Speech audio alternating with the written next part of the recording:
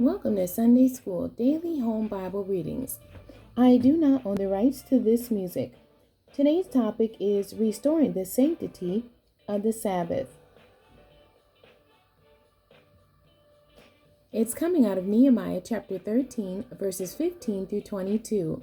In those days saw I in Judah some treading wine presses on the Sabbath, and bringing in sheaves, and ladding asses, as also wine, grapes, and figs, and all manner of burdens, which they brought into Jerusalem on the Sabbath day. And I testified against them in the day wherein they sold victuals.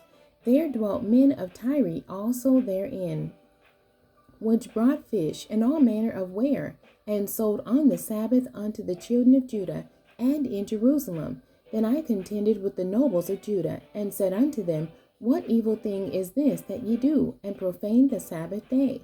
Did not your fathers thus, and did not our God bring all this evil upon us, and upon this city? Yet ye bring more wrath upon Israel by profaning the Sabbath.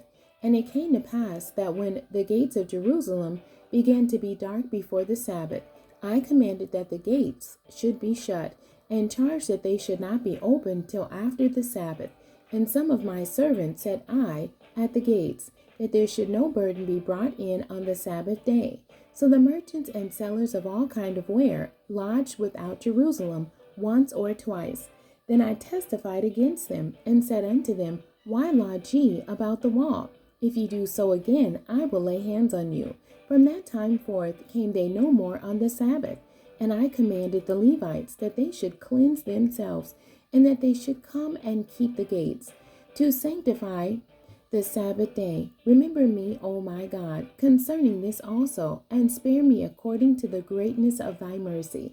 The end. God bless you, and thank you for joining me today.